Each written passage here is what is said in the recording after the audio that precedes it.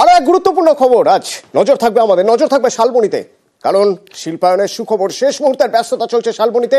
আজ দুপুরেই জিন্দালদের পাওয়ার প্ল্যান্টে শিলান্যাস করবেন মুখ্যমন্ত্রী মমতা বন্দ্যোপাধ্যায়। 800 মেগাওয়াটের বিদ্যুৎ প্রকল্পের বাস্তবায়ন, যার ফলে কর্মসংস্থান হতে পারে আশায় রয়েছেন স্থানীয়রা। স্থানীয়দের অগ্রাধিকার দেওয়ার দাবি উঠছে, নিয়োগে স্থানীয়দের অগ্রাধিকার দেওয়া হবে। নতুন তাপবিদ্যুৎ কেন্দ্র, যার শিলান্যাস আজ মুখ্যমন্ত্রী মমতা বন্দ্যোপাধ্যায়ের হাত ধরে, যেখানে প্রথম পর্যায়ে 16,000 কোটি বিনিয়োগ করছে জিন্দালরা, এবং কর্তৃপক্ষের দাবি এই প্রকল্পে 5,000 কর্মসংস্থান হবে। আগামী 21 তারিখে বেলা 2টায় আমরা শালবনীতে জিন্দালদের পাওয়ার প্ল্যান্ট আমরা উদ্বোধন করতে যাচ্ছি। জিন্দালরা খরচ করছেন 16,000 কোটি টাকার উপরে। তারা অনেকগুলো ইন্ডাস্ট্রিয়াল পার্কও করবে। এর ফলে এটা তৈরি হয়ে গেলে অনেক মানুষের কর্মসংস্থানও হবে। সিমেন্ট কারখানার পর তাপবিদ্যুৎ কেন্দ্র। পশ্চিম মেদিনীপুরের শালবনীতে নতুন প্রকল্পে উদ্যোগী জিন্দাল গোষ্ঠী। সোমবার পাওয়ার প্ল্যান্টের শিলান্যাস করবেন মুখ্যমন্ত্রী মমতা বন্দ্যোপাধ্যায়। শনিবার শালবনীর সৈয়দপুরে পুজো দিয়ে শুরু হয় মঞ্চ তৈরির কাজ। জিন্দাল কর্তৃপক্ষ জানিয়েছে, শালবনীতে 800 মেগাওয়াটের দুটি পাওয়ার প্ল্যান্ট তৈরি হবে। এর জন্য প্রাথমিক পর্যায়ে 16,000 কোটি টাকা বিনিয়োগ করা হবে। প্রকল্প চালু হয়ে গেলে প্রত্যক্ষ এবং পরোক্ষভাবে প্রায় 5,000 কর্মসংস্থান হবে। 3 বছরের মধ্যে একটি পাওয়ার প্ল্যান্টের কাজ শেষ হবে বলে আশা কর্তৃপক্ষের। জেএসডব্লিউ এনার্জি, এটা আমরা থার্মাল পাওয়ার তৈরি করব। এখানে প্রায় 2000 একর ল্যান্ডের উপরে এই প্রজেক্টটা হবে। আর এই প্রজেক্টটা যদি সাকসেসফুলি রান করে তো 5,000 5,500 মতো লোক এখানে কাজ করবে। টাইম ফ্রেম আমাদের এটা সাধারণত 3 বছরের মধ্যে আমাদের একটা ইউনিট চালু হয়ে যাওয়ার কথা। শালবনীতে জিন্দাল গোষ্ঠীর 4100 একর জমি রয়েছে। এর মধ্যে 183 একর জমিতে রয়েছে সিমেন্ট কারখানা। 1700 একর জমিতে হবে পাওয়ার প্ল্যান্ট। কর্মসংস্থান তো কিছু না কিছু হবেই। 11টা শিল্প হয়েছে আমাদের এখানে। বড় হওয়ার কথা ছিল বামফ্রন্ট আমলে, বড় হয়নি। এখন ছোট একটা হয়েছে একটুখানি জায়গাতে, এবং পরবর্তীতে আরো পাওয়ার প্ল্যান্ট হবে। তো কিছু না কিছু তো উন্নতি অবশ্যই হবে, রাস্তাঘাটে উন্নতি হবে। কিছু না কিছু লোকজন যাদের যেরকম যোগ্যতা আছে তারা চাকরি অবশ্যই পাবে, কিছু ব্যবসা বাণিজ্য বাড়বে। এর আগে অনেক কর্মসংস্থানের আশা রেখেছিলাম, কিন্তু ছোট সিমেন্ট প্ল্যান্ট হওয়ার কারণে আমরা সেরকম কিছু পাইনি। আমরা আশা করব এই কারখানাটাতে ব্যাপক পরিমাণে কর্মসংস্থান হবে। আরো এখানে যেমন কারখানা হয় সেই দাবিটাও রাখছি, একই সঙ্গে এই দাবিটাও রাখছি যেন এলাকার মানুষ কাজ পায় এখানে। 2018 সালে শালবনীতে জিন্দাল গোষ্ঠীর সিমেন্ট কারখানা চালু হয়। এবার হবে তাপবিদ্যুৎ কেন্দ্র, 800 মেগাওয়াট করে দুটি পাওয়ার প্ল্যান্ট। 21 এপ্রিল পশ্চিম মেদিনীপুরের শালবনীতে আসতে চলেছেন রাজ্যের মুখ্যমন্ত্রী মমতা বন্দ্যোপাধ্যায়। জানা গেছে ওই দিন জিন্দাল প্ল্যান্টে শিলান্যাস করবেন তিনি বিদ্যুৎ উৎপাদন কেন্দ্রের। আর তাই নতুন করে আশায় বুক বাঁধতে শুরু করেছে শালবনীর মানুষেরা। পশ্চিম মেদিনীপুর থেকে শোভন দাস, নিউজ 18 বাংলা। নজর থাকবে দিল্লিতে যোগ্য অযোগ্য, এবং তার পাশাপাশি নজর থাকবে আজ কলকাতায় যোগ্য অযোগ্যদের তালিকা। আজই যোগ্য অযোগ্য তালিকা প্রকাশের সম্ভাবনা। চাকরিহারাদের দেওয়া রাজ্যের সময়সীমা আজ শেষ। সেক্ষেত্রে আজ যোগ্য অযোগ্যের তালিকা পাওয়া যাবে। যদিও এখনো আইনি মতামত নিচ্ছে এসএসসি বলে জানা যাচ্ছে, এবং সুপ্রিম কোর্টের আইনজীবীদের সঙ্গে আলোচনা করা হচ্ছে। সকাল থেকে দফায় দফায় বৈঠক চলছে স্কুল শিক্ষা দপ্তরের সঙ্গে। ভার্চুয়াল বৈঠক এসএসসি চেয়ারম্যানের। সেক্ষেত্রে কি ওয়েবসাইটে আপলোড হতে পারে যোগ্য অযোগ্যের তালিকা, সেরকম সম্ভাবনাও দেখা যাচ্ছে। বিকেলে প্রেস কনফারেন্স করতে পারেন এসএসসি চেয়ারম্যান।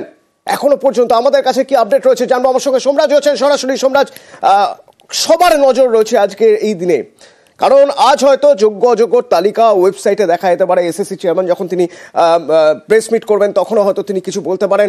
সবার নজর রয়েছে। এখনো পর্যন্ত আমাদের কাছে কি আপডেট রয়েছে?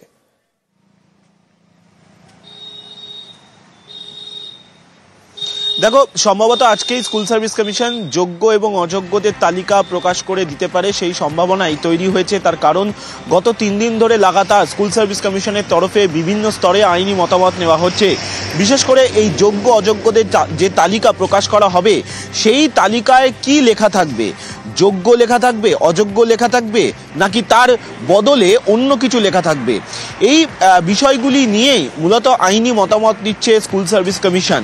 আজ সকাল থেকেই দফায় দফায় এসএসসি চেয়ারম্যান স্কুল শিক্ষা দপ্তরের আধিকারিকদের সঙ্গে যেমন বৈঠক করছেন ভার্চুয়ালি, তেমনি সুপ্রিম কোর্টের আইনজীবীদের সঙ্গেও আলোচনা করছেন।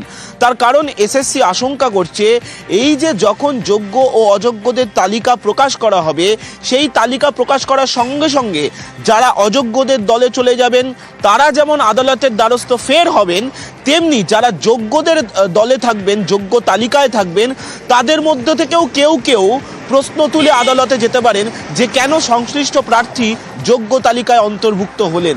এই সংক্রান্ত একাধিক প্রশ্ন নিয়ে আদালতে যে ফের মামলা হবে তাতে অন্তত কোনো সন্দেহ প্রকাশ করছে না এসএসসি, কিন্তু যাতে সেই মামলার জটিলতা কোনো তৈরি না হয় নয়া নিয়োগ প্রক্রিয়ার ক্ষেত্রে, সেই কারণেই এসএসসি গোটা বিষয়টি নিয়ে আইনি মতামত চূড়ান্ত করেই তালিকা প্রকাশ করবে।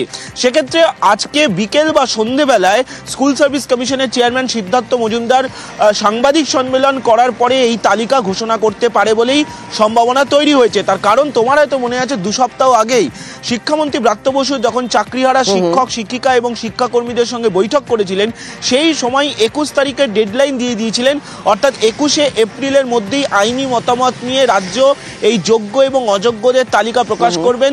যারা চাকরিহারা, যে প্রায় 26,000 শিক্ষক ও শিক্ষাকর্মী, সুপ্রিম কোর্টের রায় যাদের চাকরি বাতিল হয়েছে, যদিও পরে সুপ্রিম কোর্ট মধ্যশিক্ষা পর্ষদের আবেদনের ভিত্তিতে 31শে ডিসেম্বর পর্যন্ত তারা কাজ করতে পারবেন বলে জানিয়েছে। কিন্তু এই যে তালিকা প্রকাশ নিয়ে যে আন্দোলন চালিয়ে যাচ্ছেন চাকরিহারা শিক্ষক এবং শিক্ষাকর্মীরা, এবং তারা যে দাবি রেখেছিলেন সেই দাবিকে মান্যতা দিয়েই রাজ্য আইনি মতামত নিচ্ছে। আজ বিকেল বা সন্ধ্যের সময় এসএসসি চেয়ারম্যান প্রেস কনফারেন্স করতে পারেন, কিন্তু তার আগে শেষ মুহূর্তের যে আইনি প্রস্তুতি বা আইনি মতামত তা নিয়ে নিচ্ছে এসএসসি। তার কারণ এসএসসি মনে করছে এই তালিকা প্রকাশ হওয়ার পরে ফের সুপ্রিম কোর্টের দ্বারস্থ হতে পারেন চাকরি প্রার্থীদের একাংশ। তাই সব দিক খতিয়ে দেখেই এই যোগ্য অযোগ্যদের তালিকা প্রকাশ করতে পারে আজ এসএসসি। ধন্যবাদ সোমরাজ। আসছি পরের খবরে। ছিল আবর্জনার স্তূপে ঢাকা, বদলে গেল সেলফি জোন ও মিনি পার্কে। হ্যাঁ, বাগডোগরা এশিয়ান হাইওয়ের ফুটপাতে উদ্বোধন হলো সেলফি জোন ও মিনি পার্কের।